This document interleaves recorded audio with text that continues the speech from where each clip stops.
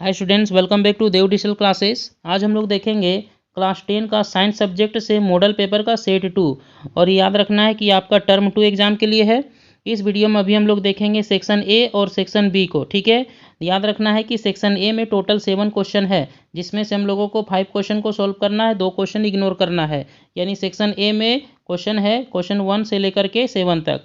अब section B का अगर हम बात करते हैं तो सेक्शन बी में 8 से लेकर के 14 तक क्वेश्चन है, यानी कि टोटल 7 क्वेश्चन है, जिसमें से हमें 2 क्वेश्चन को इग्नोर करना है, यानी 5 क्वेश्चन को सॉल्व करना है। ठीक है, और सेक्शन सी का अगर हम बात करेंगे तो सेक्शन सी में टोटल 5 क्वेश्चन है, यानी 15 से लेकर के 19 तक, जिसमें से 2 क्वेश्चन को इग्नोर करना है, यानी कि हमें 3 क्वेश्चन को सॉल्व करना है। लेकिन इस वीडियो में अभी हम लोग देखेंगे सेक्शन ए और सेक्शन बी को। ठीक है, सेक्शन सी को हम लोग नेक्स्ट वीडियो में देखेंगे। तो चलिए स्टूडेंट, वीडियो शुरू करते हैं। पहला क्वेश्चन देखते हैं। Right the SI unit of electric current which device is use to measure electric current in a conductor.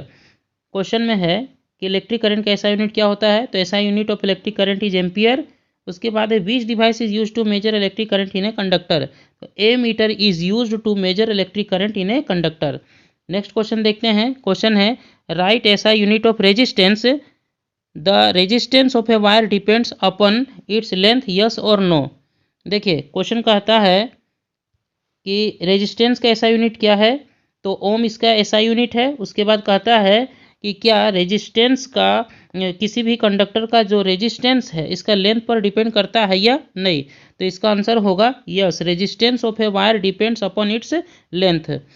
किसी भी वायर या किसी कंडक्टर का जो रेजिस्टेंस है उसके लेंथ पर डिपेंड करता है। तो देखते हैं आगे कैसे डिपेंड करता है। तो resistance is directly proportional to the length of wire, तो किसी कंडक्टर या वायर का जो रेजिस्टेंस है वो उसका लेंथ के डायरेक्टली प्रोपोर्शनल होता है। चलिए देखते हैं नेक्स्ट क्वेश्चन। नेक्स्ट क्वेश्चन है name 2 metals which can be easily cut with a knife, तो इसका आंसर होगा सोडियम एंड पोटासियम।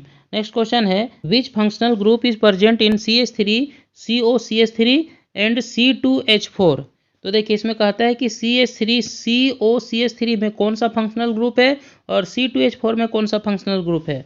तो देखिए, ketone is present in CH3 COCH3 and alkene is present in C2H4। Next question देखते हैं। What is fossil, इसका answer होगा fossils are the preserved remains of ancient animals and plants. देखिए यहाँ पर क्या होगा, तो प्लांट्स होगा। ठीक है, चलिए उसके बाद हम लोग देखते हैं। नेक्स्ट क्वेश्चन है what do you mean by inherited traits, तो देखिए इसका आंसर होगा the traits which an offspring received from their parents are called inherited traits. देखिए इसका आंसर क्या है कि वैसा ट्रेट्स जो उनके पेरेंट्स से ऑफ स्प्रिंग में जाता है उसे क्या कहते हैं, इनहेरिटेड ट्रेट्स। नेक्स्ट क्वेश्चन देखते हैं। क्वेश्चन है give an example of A food chain. Food chain का एग्जांपल क्या होगा, तो देखिए एक एग्जांपल है जैसे कि ग्रास, फिर क्या है डियर, फिर क्या है लायन। ग्रास पर डिपेंड करता है डियर, डियर पर डिपेंड करता है लायन। ठीक है, नेक्स्ट क्वेश्चन देखते हैं। चलिए सेक्शन बी देखते हैं। क्वेश्चन है स्टेट ओम्स लॉ, फिर क्या है on the basis of Ohm's law write the relation between potential difference and electric current. फिर क्या दिया है, define resistance of a conductor. तो चलिए सबसे पहले हम लोग देखते हैं ओम्स लॉ। तो ओम्स लॉ क्या कहता है, at a constant temperature the potential difference is directly proportional to the flow of electric current. यानी पोटेंशियल डिफरेंस इलेक्ट्रिक करंट के डायरेक्टली प्रोपोर्शनल होता है, यानी भी प्रोपोर्शनल होता है आई। तो जब हम प्रोपोर्शनल हटाते हैं तो यहाँ पर एक कांस्टेंट बैठता है, यानी V इक्वल टू IR। यहाँ पर R क्या है, एक कांस्टेंट है, जिससे हम लोग क्या कहते हैं, रेजिस्टेंस। फिर क्या कहता है कि रेजिस्टेंस का हमें डिफिनेशन देना है। ठीक है, देखिए तो क्या है resistance is the property of any conductor due to which it opposes the flow of electricity. Resistance किसी कंडक्टर का प्रॉपर्टी है जिसके कारण इलेक्ट्रिसिटी का क्या होता है, अपोज होता है। ठीक है, और इसका ऐसा यूनिट आप लोग को याद होगा, रेजिस्टेंस का ऐसा यूनिट क्या होता है, ओम। नेक्स्ट क्वेश्चन देखते हैं। क्वेश्चन है what are magnetic field lines. फिर कहता है write 2 properties of magnetic field lines.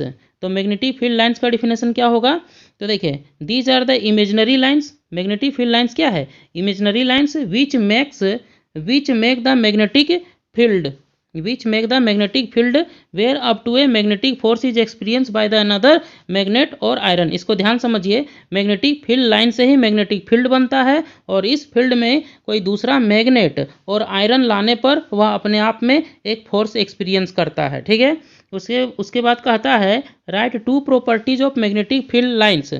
तो चलिए देखते हैं मैग्नेटिक फील्ड लाइंस का प्रॉपर्टी। तो पहला प्रॉपर्टी देखते हैं मैग्नेटिक फील्ड लाइंस। देखिए यहाँ मिस्टेक है थोड़ा सा, FIELD है। ठीक है, magnetic field lines do not intersect each other. Magnetic field lines एक दूसरे को इंटरसेक्ट नहीं करता है। ठीक है, उसके बाद दूसरा है magnetic field lines are in the form of close curve. Magnetic field lines जो है बंद वक्र के रूप में होता है, क्लोज कर्व के रूप में होता है। ठीक है, चलिए नेक्स्ट क्वेश्चन देखते हैं। अगला क्वेश्चन है what is called corrosion, what are the measure to protect it. देखिए सबसे पहले कोरोजन के बारे में जानेंगे। क्या है, it is the process in which metals are attacked by substances in surrounding like moisture, carbon dioxide, sulphur dioxide etc। ठीक है, जैसे कि copper reacts with carbon dioxide in air and makes copper carbonate on surface of copper. चलिए ये हो गया corrosion का definition. उसके बाद कहता है what are the measure to protect it. तो देखिए इसका आंसर क्या होगा, प्रिवेंशन ऑफ कोरोजन का। तो corrosion is prevented by painting, allowing, galvanising, electroplating, फिर क्या है ग्रीसिंग etc। ठीक है, उसके बाद नेक्स्ट क्वेश्चन देखते हैं। क्वेश्चन है explain the difference between saturated and unsaturated hydrocarbon. तो देखिए सबसे पहले हम लोग देखते हैं सैचुरेटेड हाइड्रोकार्बन। तो क्या है, the hydrocarbons in which a single bonds are present between carbon carbon atoms are called saturated hydrocarbon. जैसे कि देखते हैं इसका एग्जांपल है एथेन गैस। ठीक है, यानी कार्बन कार्बन के बीच में सिंगल बॉन्ड दिखता हो उसे हम लोग क्या कहते हैं, सैचुरेटेड हाइड्रोकार्बन। क्लियर है। उसके बाद है अनसैचुरेटेड हाइड्रोकार्बन।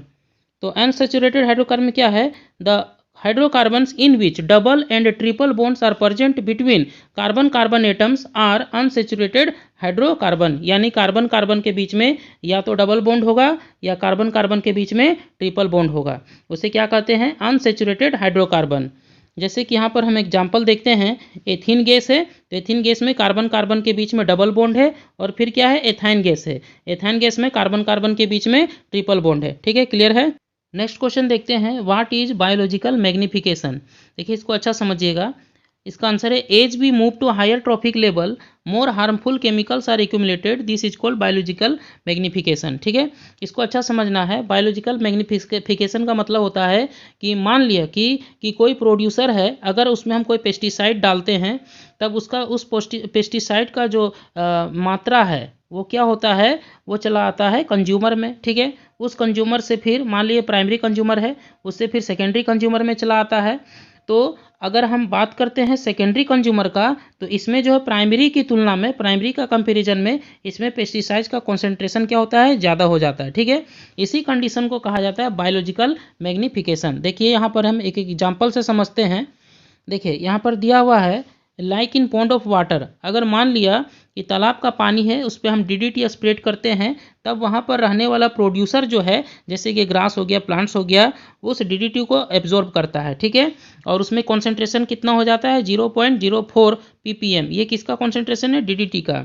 ठीक है, अब इन सब पौधों को यानी प्लैंक्टन्स को मतलब कोई खाता है, कोई फिशेस उसको खाता है, तो फिशेस में जो है वो DDT का कॉन्सेंट्रेशन 0.23 ppm हो जाता है। ठीक है, यानी कि धीरे धीरे क्या होता है कि जो भी पेस्टिसाइड हो चाहे कुछ भी हो, वो धीरे धीरे आगे फ्लो करता है। यानी उसका कॉन्सेंट्रेशन क्या होता है, ट्रॉफिक लेवल में जैसे जैसे ऊपर की ओर जाते हैं तो उसका कॉन्सेंट्रेशन बढ़ते चला जाता है। इसी कंडीशन को क्या कहते हैं, बायोलॉजिकल मैग्निफिकेशन। ठीक है, नेक्स्ट क्वेश्चन देखते हैं।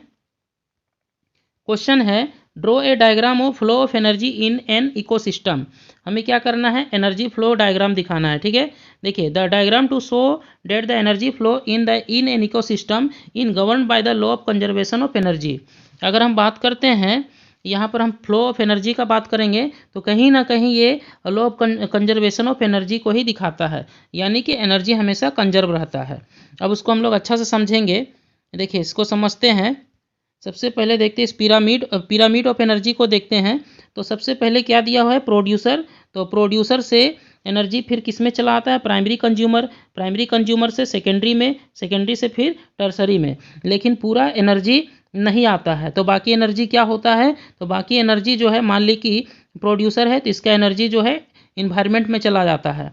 फिर उसके बाद अगर हम प्राइमरी से सेकेंडरी में जो एनर्जी जा रहा है वो पूरा नहीं जाता है, तो प्राइमरी एनर्जी का जो रिमेनिंग एनर्जी वो कहाँ चला जाता है, इन्वायरमेंट में चला जाता है। और जो लॉस हो रहा है एनर्जी इन्वायरमेंट में जो जा रहा है, यानी कि लॉस हो रहा है, तो कहीं ना कहीं हीट के फॉर्म में ही लॉस होता है। तो हम कह सकते हैं कि एनर्जी हमेशा क्या रहता है, कंजर्व रहता है। ठीक है, तो आपको एग्जाम में ये पिरामिड ऑफ एनर्जी का डायग्राम बना देना है। चलिए नेक्स्ट क्वेश्चन देखते हैं। क्वेश्चन क्या है, क्वेश्चन है why Mendel choose pea plant for his experiment. Question कहता है कि मेंडल ने अपने एक्सपेरिमेंट के लिए पी प्लांट को ही क्यों लिया था। तो चलिए देखते हैं। Mendel choose pea plant for his experiment due to following reasons. देखिए सबसे पहले देखते हैं, पहला pea plants were self pollination, दूसरा देखते हैं pea plants were easy to cultivate and had short life span. उसके बाद तीसरा देखते हैं कि they had sharply defined and contrasting traits such as height, seed, colours. ठीक है, तो स्टूडेंट्स इस वीडियो में अभी हम लोग देखे हैं टोटल 1 से लेकर के 14 क्वेश्चन, यानी कि अभी हम लोग सॉल्व किए हैं सेक्शन ए और सेक्शन बी को। अब बच गया है सेक्शन सी, तो सेक्शन सी को हम लोग नेक्स्ट वीडियो में देखेंगे। तब तक के लिए बाय। अगर वीडियो अच्छा लगा हो तो प्लीज़ मेरे चैनल को लाइक करें, शेयर करें। Thanks for watching this video. Thank you.